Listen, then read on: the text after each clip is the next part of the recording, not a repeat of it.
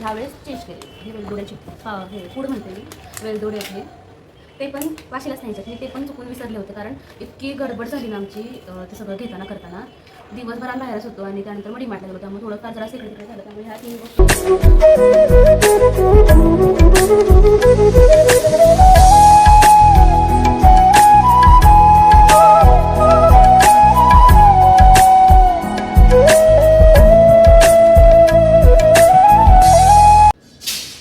नमस्कार, welcome to Nisha lifestyle blog and it's a new day, new beginning and day starts with all you lovely and beautiful people.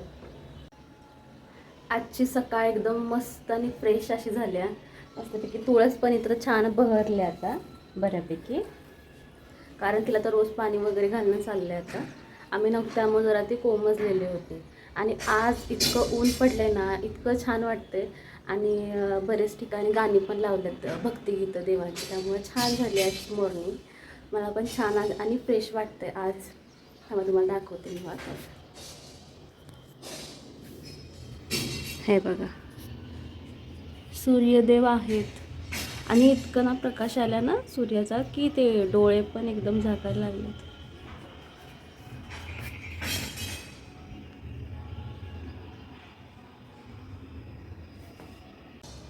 आणि तुम्हाला जी भक्तिगीतं लावली आहेत ना, तर त्याचा आवाज येतोय की नाही व्हिडिओमध्ये ते मला नक्की सांगा खाली कमेंट करून. छान वाटलं आज, म्हणजे माझे डोळे असे झाकायला लागले अक्षरशः, एवढं ऊन यायला लागले. पण म्हटलं चला थोडंसं कवळं ऊन पण घेतलेलं काय वाईट नाही, त्यामुळे थोडंसं मी गॅलरीत आले तर मस्तपैकी.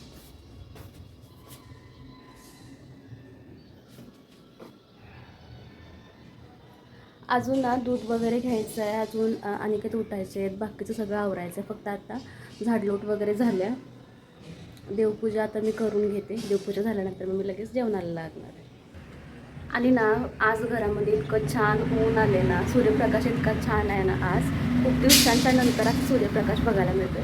आणि पूर्ण ना फ्लॅटमध्ये असं छानसं असं कोवळं ऊन पसरलं आहे सगळीकडे. थांबा मी तुम्हाला दाखवते.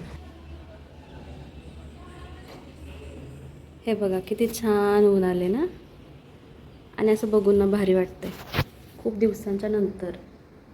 मस्त असं.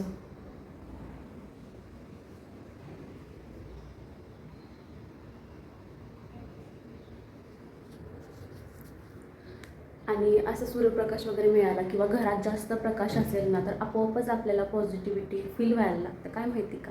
त्यामुळे मला असं जास्त संध्याकाळचं पण मला असं अंधार करून बसलेलं मला अजिबात नाही आवडत. मला भरपूर लाईटी लागतात आणि त्यांना अजिबात लाईटी जास्त आवडत नाही. मला भरपूर लाईटी लागतात. आणि बरेचसे घरात भरपूर चेंजेस पण केले. थांबा तुम्हाला मी दाखवते. हे घड्याळ जे की ॲक्च्युली ते बंद आहे, सेल घालायचे ते मला माहिती आहे की असं बंद घड्याळ लावू नये, सेल आणणार आहे त्याचे, त्यामुळं तोवर ते तसं ठेवले. ते काढून ठेवेन मी थोड्या वेळानंतर. त्याचे सेलच नव्हते आणि हे इथं ठेवलं आहे. म्हणजे काय झालं होतं की तिथं कॅलेंडर वाशीत भरपूर होते, मग आम्ही घेतले होते भरपूर आणि कृषाल दिनं वगैरे दिलेलं होतं, तसे तर 2-3 होते. त्यामुळं आम्ही ते इथं आणायचंच विसरून गेलेलो. ते इकडच्यासाठीच घेतलेलं पण ते विसरून गेलो. आमच्याकडे होतं पण ते वेगळ्या कंपनीचं आहे. आम्हाला महालक्ष्मीचंच लागतं कॅलेंडर, त्यामुळे मग मी ते ह्याने बोलले की चल ते तिकडं नेऊया. ते आता आणलं आहे, ते लावायचं होतं. त्या पण आम्हाला कुठंच जागा मिळत नाही आहे घरात की आम्ही कुठं लावू, कारण कसं इथं बऱ्यापैकी भरपूर ठिकाणी वारं भरपूर असते आणि खिडक्या वगैरे मी जरा उघड्या ठेवते, कारण लागते व्हेंटिलेशनसाठी. त्यामुळे ते उडून उडून ना ते फाटून जाईल याची जरा भीती वाटते. त्यामुळं जर का तुम्हाला माहिती असेल ना कुणाला की कॅलेंडर घरामध्ये कुठल्या दिशेला लावावं साधारणतः, तर मला नक्की खाली कमेंट करून सांगा. आम्ही बघतो, ट्राय करतो. असं आहे, त्यामुळे इथंच ठेवलं आहे. ते अजून आता लागायचं, बाकी सगळं लावलं त्यांनी. हे असे ना आम्ही हे पण आणले होते, खूप आणले होते. हे 4 घेतले होते डीमार्टमधून आणि त्यातलं एक रेनकोटसाठी यूज केलं त्यांच्या, कारण तो रेनकोट राहत नव्हता, त्याला एवढं वजन पेलत नव्हतं. त्यामुळे मग हे आम्ही दुसरं आणलं. रेनकोटसाठी एक, घड्याळासाठी एक, कॅलेंडरसाठी एक, आणि एक कुठं लागलं तिथं आपल्याला इमर्जन्सी असू दे म्हणून ते आणले. बाकी आम्ही कुठंच असं खिळे वगैरे काही मारलेले नाही आहेत, कुठंच नाही आहेत तसे बऱ्यापैकी. फक्त हे स्टिकर्सच आहेत जास्त, तसं आम्ही यूजच नाही केला. खिळे वगैरे कुठं मारायचे ते. आणि आपलं घर असलं की ते एक वेगळंच असतं की आपण काही पण करू शकतो. मला असं ॲक्च्युअली ना बॅकग्राऊंडला असं मागं काहीतरी वॉलपेपर वगैरे लावायचं आहे. छान वाटते, थोडंफार वेगळं काहीतरी येते. व्हिडिओमध्ये पण शूट करताना थोडं वेगळा इफेक्ट पडतो आहे त्याचा. बघायचं तर काय काय होतं आहे, कारण आपलं घर असले की आपण काही पण करू शकतो. पण जर का आपण रेंटवर असू ना तर थोडंफार आपल्याला सगळ्या गोष्टी, तसं काय आमचे ओनर असे की बाबा हे करू नका ते करू नका अशा टाईपचे नाही आहेत, पण तरी पण एक आपलं असतं आहे ना की नको उगाच कशाला. तर असं चाललं आहे बघ. त्यांना अजून वॉलपेपरचं मी काय सांगितलेलं नाही आहे, वॉलपेपर वगैरे लावायचं. थोडं एक छान वाटतं, छान फील येतो. किंवा या वॉलला म्हणा, किंवा हे असं इथं छान वाटेल असं मला वाटतंय. बाकी बघू. दिवाबत्ती करून घेतली मी इथं. त्या तुळशीला पाणी घालूया.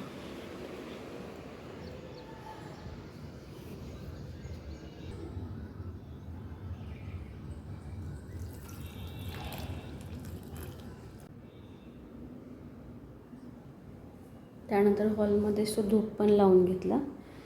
आता मनी प्लांटला थोडंसं पाणी लागेल. जास्त नाही घालायचं ह्याला पाणी, जेवढं ते शोषून घेईल ना तेवढंच घालते मी, तरी घालते तसंच. हे जेव्हा मी आणलं होतं ना तर त्याला मला आणलं होतं म्हणजे मी ब्लिंकिटवरूनच ऑर्डर केलेलं ते मनी प्लांट.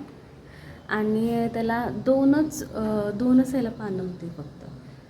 मला वाटते 6 महिने झाले असतील घेऊन, कारण लगेच आल्यावर आम्ही ते घेतलेलं नव्हतं, ते खूप महिन्यानंतर घेतलं होतं. आता छानशी तिला अशी छान वेल येतो आहे छानसा. त्याला आम्ही थोडं सपोर्ट दिले काठीचा, छान यायला लागलं.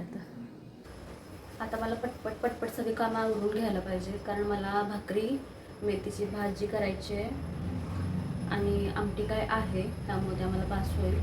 आता ती पटपट मी भांडी लावून घेते. भांडी लावल्यानंतर डीमार्टवरून जे आणलं होतं ना तर ते एक पिशवी तेवढी राहिली आहे सेट करायची. सगळं किराणा माल आहे त्याच्यामध्ये, त्यामुळं ते तेवढं मी आता ठेवून घेते आधी आणि मग स्वयंपाकाला लागते.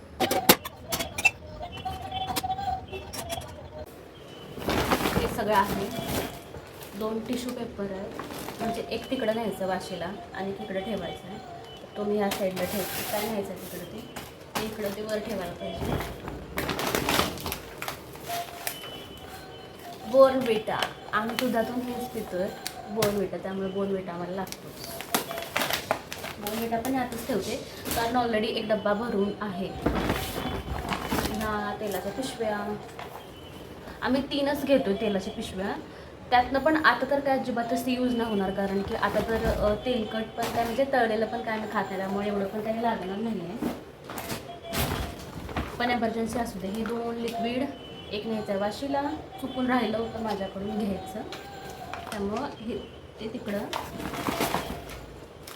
फुटाणे थोडंसं म्हणजे संध्याकाळीच वाटतं ना की काहीतरी खावावं, तर त्यासाठी घेतलं आहे मी ते. आधी आम्ही हे खात होतो, खारे शेंगदाणे खात होतो. आता म्हटलं फुटाणे पण खाऊया, ते पण चांगले असतात, त्यामुळे फुटाणे घेतले. मी बाहेर ठेवते, आता आम्हाला जाताना पाहिजेत ते. बाकी काय साबण, हां ही मसूर डाळ, तूर डाळ वगैरे ऑलरेडी मी ठेवून घेतली त्याच्यातच. ही आहे बडीशेप.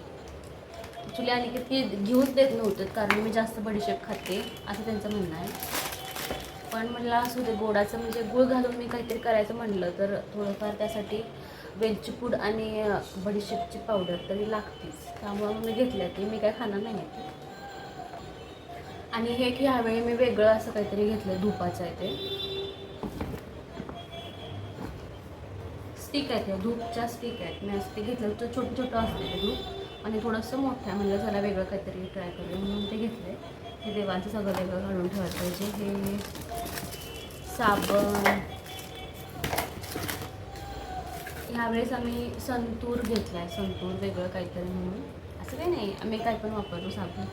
त्याचं कसं का आमचं पर्टिक्युलर नाही की मला हाच पाहिजे तोच पाहिजे असं. नवरात्र माझा डीमार्टला जे स्वस्त मिळतील ना साबण, किंवा जे जास्त क्वांटिटीमध्ये पॅक ऑफ 4, 2 तर तेच घेतात ते कुठला पण येतात. जास्त करून आम्ही नंबर 1च यूज करतो. पण ह्यावेळेस चेंज केले. हे वेलदोड्याची हे पूड म्हणते मी, वेलदोडे हे ते पण वाशीलाच न्यायच्यात. मी ते पण चुकून विसरले होते, कारण इतकी गडबड झाली ना आमची ते सगळं घेताना करताना.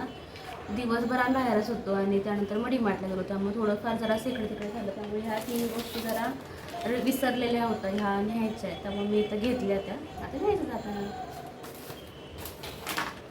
परत तेलाची पिशवी झालं. ॲक्च्युली भरपूर मी हे स्क्रंचीस आहे बघा, हे जे स्क्रंचीस आहेत ना ते 3चा पॅक होता. मग मी घेतलेले होते 3 घेतलेले आणि बाकी ते हुक घेतलेले, बाकी हां. आणि त्या उषा मी तुम्हाला सकाळी दाखवलेच असेल ना त्या उषा पण आहे. आणि त्याचे कवर पण तिथूनच घेतले. ते थोडा छान त्याला लुक येईल म्हणून. आता बघू लोड वगैरे कोल्हापुरात गेलो ना तर मिळतात बऱ्यापैकी, स्वस्त पण असतात तिथं खूपच महाग होते. उषा पण छान मिळाल्या, त्या 99 रुपयाला मिळाल्या त्या मला. त्यामुळे मी त्या 3 घेतल्या आणि 3 उशीचे कवर पण घेतले. आता सगळं पॅक करते मी आणि ते ठेवून देते. हे तेवढं बाहेर लागणार आहे साहित्य, त्यामुळे ते इथं ठेवलं. अजून खूप सारा होतं बाजार, पण तो ऑलरेडी मी ठेवून दिला. हा उरलेला होता. असं आहे. ते डबे वगैरे सगळं पुसून तरी घेतले बऱ्यापैकी.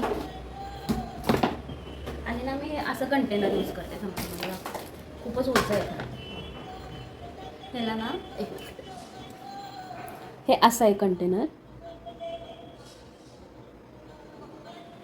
आणि हिला अशी खाली ना चाक आहेत.